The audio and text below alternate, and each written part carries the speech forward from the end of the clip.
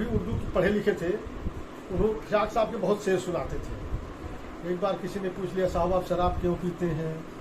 तो बोले, यासो किसी हसरत के मारे नहीं पीता हूँ, देखने को जाम में चांद सितारे नहीं पीता हूँ इसलिए कि जल जाए जमाने, लिल्लाह किसी शौक के मारे नहीं पीता हूँ। तो लिल्लाह की जगह है, लिल्लाह की जगह कई लोग अल्लाह भी कह देते हैं, लेकिन बात एक ही है। तो उन्होंने लिल्लाह लिखा था, लिल्लाह किसी शौक के मारे। क्या अंतर है लिल्लाह अल्लाह में? जैसे अल्लाह है वैसे लिल्लाह है। अब उर्दू वाले बता सकते हैं उसका पूरा मतलब क्या है। मैं रहे या ना रहे, गर्दिश से पैमाना रहे, मेरी साकी तू रहे, आबाद में खाना रहे। तो फिराक उसने कहा कि फिराक साहब बहुत ऊंची चीज थे। हमने फिराक साहब की गुले नगमा पढ़ा, रूप की रुबाई पढ़ा, सरगम पढ़ा, लेकिन हमको सबसे कठिन उनकी सरगम लगी। सरगम का तो एक भी शब्द पल्ले नहीं पड़ता था, वो जो नीचे उन्होंने मीनिंग दे रखा है उसी से थोड़ा बहुत जानकारी मिल जाती थी।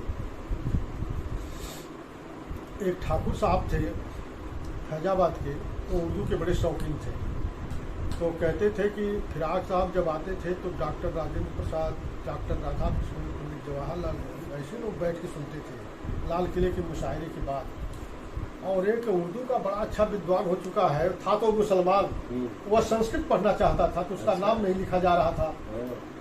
तो कोई चतुर्वेदी थे, उन्होंने अपना लड़का बना के उसका नाम लिखवाया बनारस में।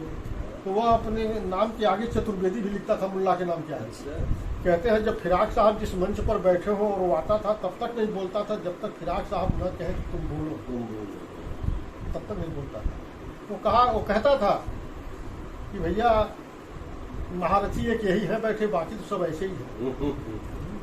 कहते एक बार लाल किले पर जवाहरलाल नेहरू नहीं आए, तबीयत खराब थी, तो उन्होंने भेज दिया शास्त्री जी को। अब शास्त्री जी फिराक साहब के सामने विद्यार्थी थे और वो शर्माने लगे थोड़े से। फिराक साहब ने कहा, नहीं आप आए हैं उद्घाटन करिए। उद्घाटन उन्होंने किया कवि सम्मेलन का, लेकिन दुबक के बैठे रहे।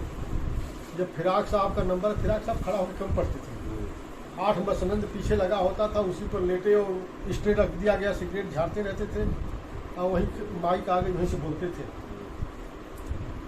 फिराक साहब ने कहा कि वो एक शेर था कि छलक कर कम हो जाए ऐसी कोई शराब नहीं, नरगी से राना तेरा निगाहें नरगी से राना तेरा भी जवाब नहीं, ऐसे बोलता। क्या बात है, अब क्या नेहरू बात जी ने जा करके है। नेहरू जी को जा करके इन्होंने बताया कि भाई, नेहरू जी ने पूछा कि भाई शायरों ने क्या पढ़ा लाल किले पर? तो बताया कि नहीं अच्छा रहा। बोले फिराक साहब ने क्या पढ़ा? बोले साहब फिराक साहब ने एक ही शेर पढ़ा और महफिल को लूट लिया। बोले जरा पता करो फिराक साहब है कहाँ? पहाड़गंज में रुके हुए थे, वहीं रुकते थे होटल में।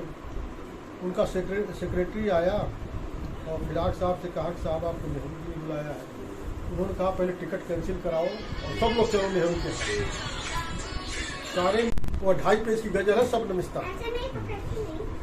बोले कि वो गजल आप मुझे सुनाइए। अब पंडित जी के बगल में बैठे हुए थे और फिराक साहब उठ करके नीचे कालीन पर बैठ गए और पंडित जी बोले आप वहाँ क्यों बैठ रहे हैं? बोले मैं यहीं बैठ के सुनाऊंगा। जाके सामने बैठ गए। उसके बाद जब गजल शुरू की और जवाहरलाल रोना शुरू किए और फिराक साहब गजल शुरू की। अब दोनों आदमी आमने सामने रो रहे हैं, उनके भी आंसू गिर रहा है। उसमें वर्णन उन्होंने किया है कि जैसे अब तो लाइट है, पहले ज़माने में दरवाजे पर एक दिया शाम को जलाई जाती थी, दिया की नौ कैसे निकल, इसी के ऊपर वो गजल थी और लगे रोने। और उसमें पूरी रात का वर्णन है। पंडित जी जब गजल ख़त्म हुई तो पंडित जी फिराक साहब को गले से लगा लिए। बोले फिराक साहब लगता है कि हमारा और आपका ये अंतिम मुलाकात है और शायद इसके बाद हम लोग न मिल पाए। फिराक साहब रोते रोते बोले कि ऐसा आप क्यों कह रहे हैं? कहे मुझे अंदर से आभास हो रहा है। ये इलाहाबाद आए, उसके 1 हफ्ते बाद पता लगा कि 10 दिन के बाद नेहरू जी गुजर गए। कहे फिराक साहब पागल हो गए और फिराक साहब अपने कमरे में अकेले दारू पीते रहते थे, सिगरेट पीते रहते थे, न खाने का कुछ न वो। 15 दिन तक ऐसे रहे, रोते रहे। बोले आज के युग से जवाहरलाल 500 वर्ष आगे एडवांस थे। जो आज का युग है इससे 500 वर्ष आगे एडवांस थे। और बोले अब जवाहर से मुलाकात नहीं हो। कहे यही कह के रोए और चाय पिए, कॉफ़ी पिए, खाना वाना बहुत कम। लोगों ने बहुत समझाया, फिर ठीक हुए।